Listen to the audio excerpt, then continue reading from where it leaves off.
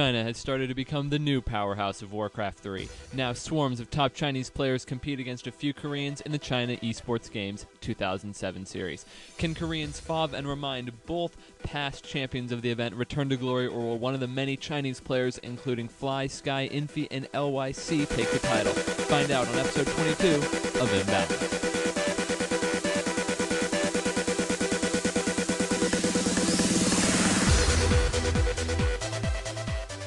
In the past, the Chinese Esports Games has attracted some of the world's top players, and this tournament is no different. Moon, Sky, Check, Fly, Suho, and Infi are all in attendance, in addition to many other players. The format is the same as World Cyber Games. 8 groups will each play a round-robin tournament. The top 2 players from each group will advance to the 16-player single elimination tournament, which is best of 3. We skip on to that single elimination tournament, and the only top player who fails to make it out of the group phase is SK's Remind, who loses to Infi and the little-known Banana to put him tied for 3rd in his group and out of the single elimination tournament. Our first match is a 2-time World Cyber Games champion against Moon, who's won almost everything but World Cyber Games. Sky against Moon is a battle of heavyweights. Sky's not been doing too well lately. He's only has a 3-win and 4-loss record in the Warcraft 3 Champions League, including a 2-0 loss to Moon. But Moon hasn't been doing much better. Last week in the PP Stream tournament, he got his ass kicked all over the place by LYC in the first 3 games. He won none. One of them will have a chance to prove themselves today. The first map is Echo Wilds, generally a human-favored map for Sky, where he goes with a very fast expansion. He gets it up just after the harassment arrives, but loses a ton of peasants in the process. Moon never gives him the time to get more than 1 tower up. Sky pulls out the militia, but they can't do more than hold off the attack. The Dark Ranger absolutely massacres footmen and militia. Moon goes Druids of the Talon while Sky gets defend. The battle devolves into a long battle, which Sky loses, but it takes him a long time to lose that battle. Finally, Sky reaches Tier 2 and quickly masses up a rifle caster army and goes for a tower push. It looks like he has the advantage early, but the Mountain King runs away and tries to take on an Ancient of Wind mano a mano. If Sky could get the towers to finish, he would be much better off, but he can't defend them against Moon's massive Ancients of War and Bears, so he town portals out. He tries again, this time at Moon's main base. Moon's Bear Micro is just too strong. Sky can focus a few of them down, but a majority of them get staffed or saved. The battle is still very close, but again the Mountain King eats it, this time with an unused greater healing potion. Finally, Moon gets an army to match Sky's in size, and it looks to be going in Sky's favor. Then Moon pulls out Tornado. It's hardly ever used, but it slows down the enemy's army a ton while throwing a few units into the air. It works well, but Sky could have easily bolted the Naga to cancel it.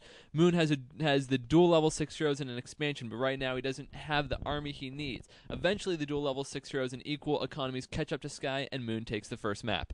That means that we head over to Terranistan for Game 2. Sky again tries a fast expansion, but Moon is all over it. He does manage some beautiful micro to save his peasants, though. Then, when his Archmage gets trapped in his base, he town portals out while trapping the Demon Hunter in. It works as planned, except that now he has a Demon Hunter loose in his base that takes out 3 peasants before finally using a town portal. Sky finally does get the expansion up, but he's very low on wood.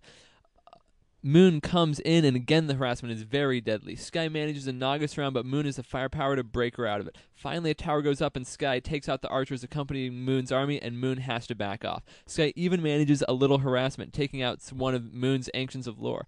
But when Sky goes for another expansion, the Naga is all over it despite all of Sky's towers. His tower placement is just terrible. Eventually, Moon gets bold and goes to take out the towers. He loses a few units, but with an expansion of his own, it's no big deal. Moon comes back later and finishes off the towers, just as Sky goes in for the kill on Moon's very well-defended expansion. Sky barely gets the steam tanks in, but when he does, the expansion falls in seconds. With no income for either player, Moon walks his Tree of Life up to the top right gold mine. Sky has to take it out to have a chance at winning, but he just misses the kill, and Moon takes the series in 2 long 30-minute games. In another round of 16 matchup, we have Fly 100% facing off against Infi from World Elite. Infi recently won the iCoke Gaming Tournament in China to earn himself a trip to the Digital Life Tournament in New York City. Fly started out with an abysmal 0-4 record this season in the Warcraft 3 Champions League, but he's come back to almost 500 with 3 straight wins. They go to Echo Wilds for the first game, where Infi wants a fast expansion. Fly punishes him for trying, but Infi does manage to get a little retribution with the grunts around, and after a long chase, he also forces a town portal from the Blade Master. Fly takes his early advantage and tries to harass Infi, but Infi gets a footman surround on the Shadow Hunter and stops the harassment.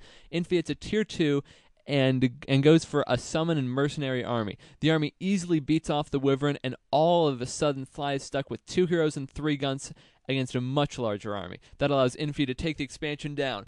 Fly tries again for the expansion, but this time it's an 80 food army against 50 food, and there's absolutely nothing that Fly can do to take the first game. But that's not all we'll see of Fly. He's back in game 2 on Terranus Stand. Infi tries for some Archmage harassment while he creeps with his footmen, but Fly stops him, and Infi can't accomplish either the creeping or the harassment. He does pull some militia out and creeps the mercenary camp for a quick level 3. He uses that with the Beastmaster to make the same push he did in game 1. The harassment is working very well until he goes too far into Fly's base and gets caught. After that, all Fly does is focus down heroes. The Archmage is forced out, and Infi can't get the towers up to start his push. The armies are slightly in favor of Fly, and he uses that to his full advantage. Finally, the towers go up, but now Infi has no army to support them, and Fly takes them out easily, giving him the second game.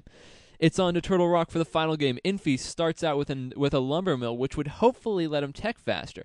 He tries to use some militia to fast creep and manages to not save a single one, and then, to make it worse, Fly comes up with an awesome 3-corner surround on the Archmage. Infi's tech is delayed considerably by by losing all those militia, and now it's Fly doing the harassment. Infi tries to creep, but Fly is all over him the entire time, not allowing him to get hero levels. One ensnare is all he needs, and the Beastmaster almost dies, but he pulls out a Cloak of Shadows. Too bad for him, the night was over just 10 seconds later, and Fly finished what he started. With the army disadvantaged, Fly could surround heroes with impunity and dominate Infi. He just speed scrolls past all of Infi's units, and the Archmage can't do anything about it. Neither can Infi, as he loses in 3 games to Fly.